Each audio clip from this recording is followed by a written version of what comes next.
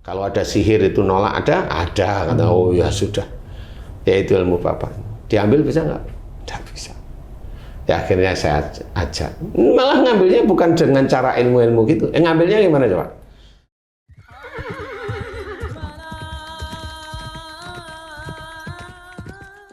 Bismillahirrahmanirrahim. Assalamualaikum warahmatullahi wabarakatuh. Waalaikumsalam warahmatullahi wabarakatuh. Amin ya rabbal alamin. Para pemirsa dan sahabat beriman dimanapun berada, kita jumpa lagi di Ustadz Danu Official Channel. Semoga kita selalu dalam lindungan Allah Subhanahu wa Ta'ala. Amin ya rabbal alamin. Di video kali ini seperti biasa kita akan ngaji lagi bersama guru kita semua, Pak Ustadz Danu. Assalamualaikum Pak Ustadz. Waalaikumsalam warahmatullahi wabarakatuh. Amin ya rabbal alamin. Dan saya ditemani oleh sahabat saya Bang Jainuddin. Sehat ya Bang J?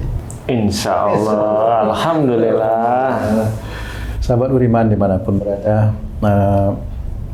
ini ada satu penyakit yang banyak juga terjangkit ya, menjangkiti teman-teman atau di sekitar kita. Mungkin juga sahabat beriman ada yang berpenyakit ini, di mana itu sakitnya di daerah lambung, kemudian bisa naik sesak sampai ke dada.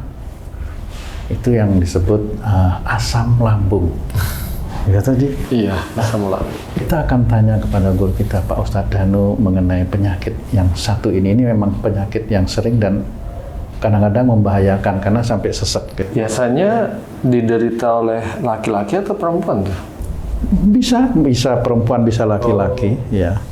Pak Ustadz, mohon kami diberikan penjelasan mengenai penyakit ini Pak Ustadz, asam lambung tersebut Pak Ustadz. Ya. Bismillahirrahmanirrahim. Assalamualaikum warahmatullahi wabarakatuh. Waalaikumsalam warahmatullahi wabarakatuh. Amin ya rabbal alamin. Memang penyakit ini tidak ada obatnya, ya, hanya pereda aja. Iya. Selama ini saya nanganin yang penyakit GERD atau asam lambung ini tidak ada obatnya. Dan ini berhenti sendiri nanti.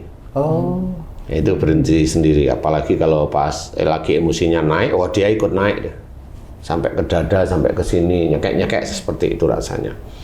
Turunnya gimana? Turunnya kalau dia mulai tenang, itu nanti dia turun sendiri, mereda sendiri. Oh gitu. Nah itu kalau saya bukan asam lambung ya. Kalau asam itu kan berarti ada udara asam yang keluar. Nah, ini kan enggak ya, ngunci-ngunci semua. Jadi saya tidak bercerita itu asam lambung, tapi saya ngikutin. Ya itu asam lambung, iya saya paham. Jadi insya Allah asam lambung atau GERD itu diawali dari sebelum seseorang terkena GERD. Itu dia insya Allah pernah atau sering marah, kaku terhadap seseorang. Marah terhadap seseorang dan ada unsur kaku ya, beda prinsip. Tapi ini marah terhadap seseorang, umpamanya kayak Haji C marah sama saya, marah gitu ya, marah kepada saya. Nah, suatu ketika Haji C itu kena asam lambung, seminggu atau 2 minggu dari itu, mulai loh kok saya kena asam lambung, kok sakit ya di sini ya. Kemudian kalau pas Haji C itu stres atau emosi, ini naik, malah ikut naik sampai ke situ. Nah, itu insya Allah diawali dari itu, marah kepada seseorang. Nah, dikeluarkan atau di dalam? Itu mau dikeluarkan atau di dalam sama aja. Jadi mau disimpan itu ya sama akan kena, dikeluarkan juga akan kena. Jadi itu bukan asam di lambung yang naik, itu bukan. Insya Allah itu biasanya adalah ilmu dari seseorang yang dia marah. Oh gitu. Jadi ilmunya seseorang itu marah kepada orang yang marah kepada orang. Ya. Jadi Haji marah sama Untung punya ilmu nih. Haji marah nih, walaupun marah di rumah masih jengkel. Nah itu ilmunya langsung nyerang otomatis. Walaupun enggak disuruh itu Pak? Enggak disuruh. Waduh, ngeri banget ya. Dan itu sangat sering saya nangani asam lambung itu ya, anak ke bapak, anak ke ibu, istri ke suami, marahnya begitu aja. Oh gitu. Iya. Biasanya gitu, kalau istri ke suami saya tanya, kena asam lambung kapan Bu? Setelah menikah, pas sebelum menikah? Setelah menikah, udah berapa tahun setelah menikah kira-kira? Baru-baru ini Ustadz, saya sudah 5 tahun ini. Oh berarti udah menikahnya udah lama. Iya, nah saya biasanya tanya, Bu, sebelum kena asam lambung ini atau GERD ini, Ibu pernah jengkel sekali sama suami? Baru dia ngomong, iya. Iya, jengkel sekali. Karena dengan tipe yang naik ya ini ya, tipe yang asam lambung naik ya, ya jengkel dengan suami. Ada masalah yang besar? Iya ada masalah besar. Nah disitulah mulai saya cerita, oh ya insya Allah udah ketemu. Nah, nanti saya tanya, ibu ganjel nggak di ulu hati? Ganjel setiap hari ganjel Ustaz? Oh ya sudah. Kemudian saya suruh ibu minta maaf sama suami, mau minta maaf. Nah mulai agak reda. Ganjelnya itu nggak terlalu besar, agak reda. Setelah minta maaf sama suami, biasanya saya bantu, Pak, jika selama ini aku pernah marah yang kuat kepada Bapak, jengkel, jika itu salah dan dosa di hadapan Allah, hari ini aku istrimu minta maaf sama Bapak, lillahi ta'ala maafin saya Pak, gitu. Itu aja. Kemudian kemudian biasanya saya tanya, sudah hilang?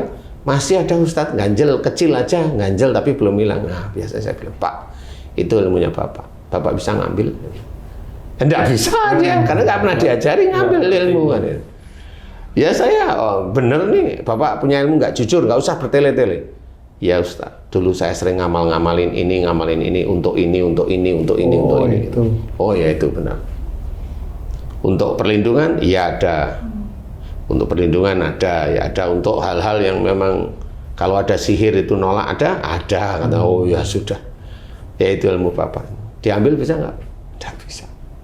Ya akhirnya saya ajak. Malah ngambilnya bukan dengan cara ilmu-ilmu gitu. Ngambilnya gimana coba? Ayo Pak ikutin saya.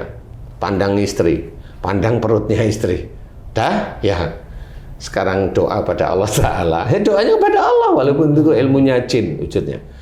Bismillahirrahmanirrahim. Ya Allah, jika ada ilmuku yang marah kepada istriku, yang ada pada ulu hati dan perut dan dadanya istriku, sampai ke lehernya. Aku mohon ampuni kemarahan ilmu-ilmuku yang marah pada istriku. Ampuni ya Allah. Ampuni kemarahan ilmu-ilmuku yang marah pada istriku. Ampuni. Dan aku mohon kepadamu keluarkan dan kembalikan mereka pada tempatnya. Amin. Hanya gitu tak. Amin. Puji Allah Pak. Subhanallah walhamdulillah wala ilaha illallah wallahu akbar wala haula wala quwata illa billahil aliyil azim. Selesai itu saya tanya, gimana Bu? Hilang ganjelnya Ustaz. Selesai.